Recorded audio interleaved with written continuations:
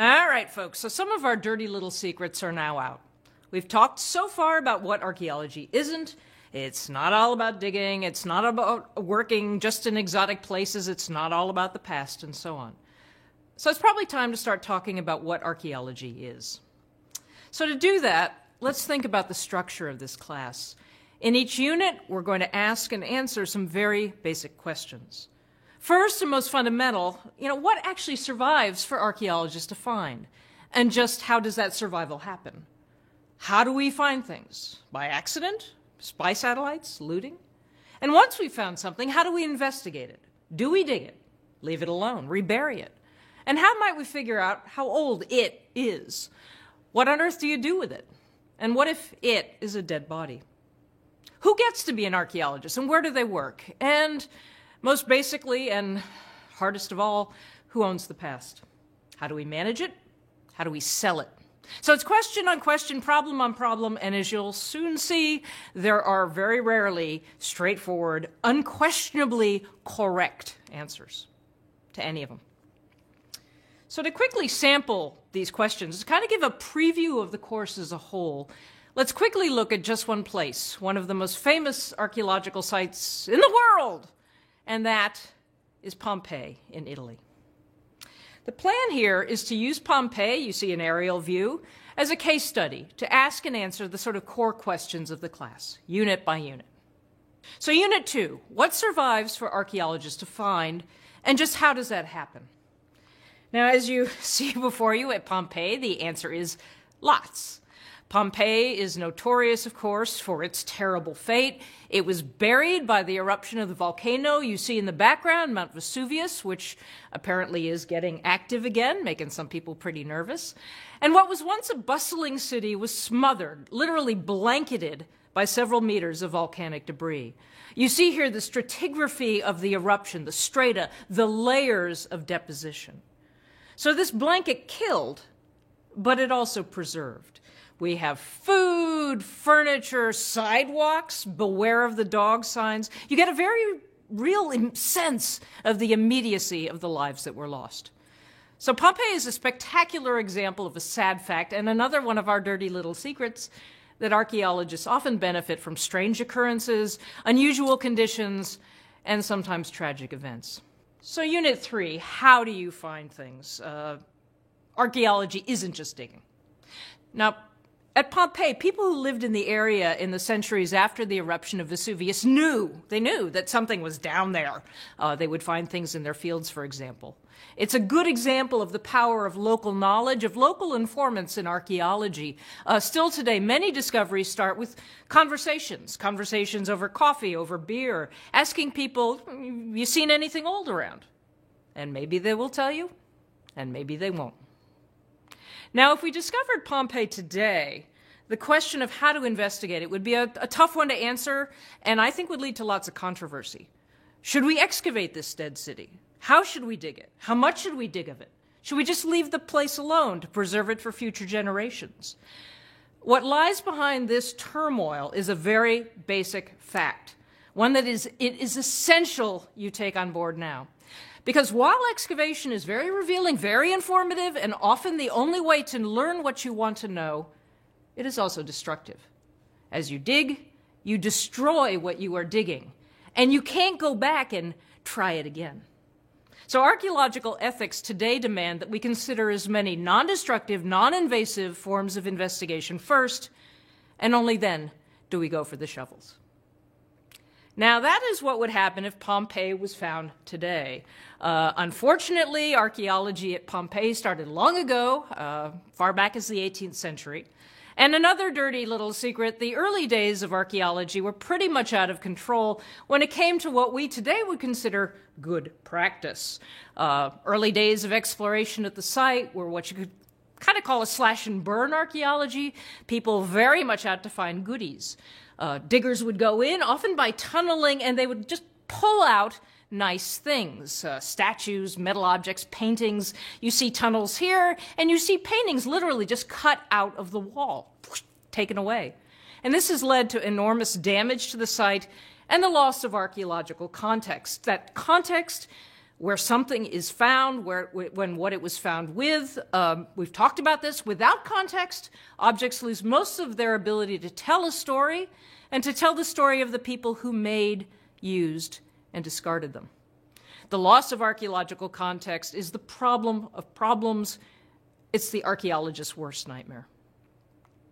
Thankfully, however, over time, archaeological methodologies evolved with definite improvements over the course of the 19th and 20th centuries. Today, there is much emphasis, for the most part anyway, on data recording, on new forms of documentation of contexts, on site conservation and site preservation.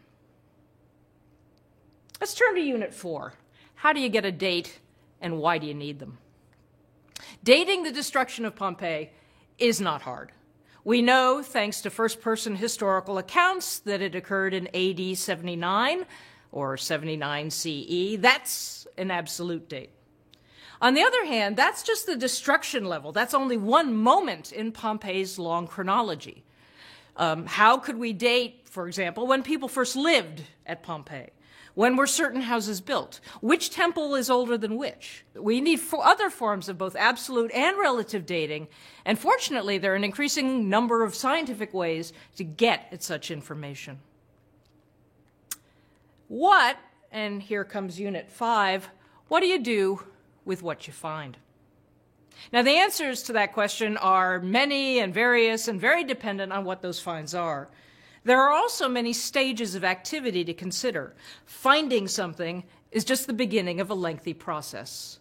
Things come out of the ground. They may need to be conserved so they don't immediately fall apart.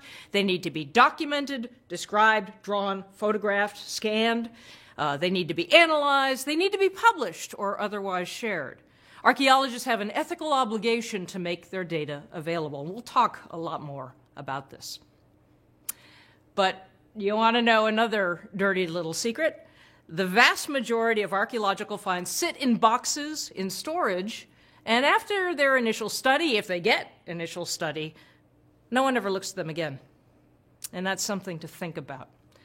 Others, however, make the big time and end up in museums and in exhibitions. Pompeii, of course, is always a big draw, lots of cool things, tragic storyline, Romans are always sexy, and so on.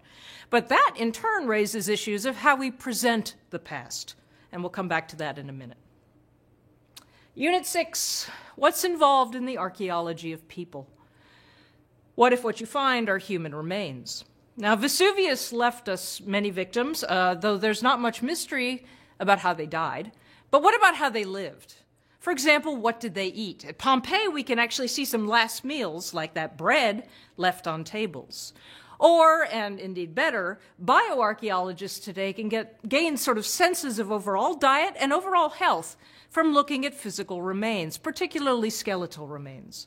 So paleopathology, pathologies of the past, is one way to interrogate social conditions. Did it matter if you were rich or poor, male or female, free or slave, when it came to your diet and your health?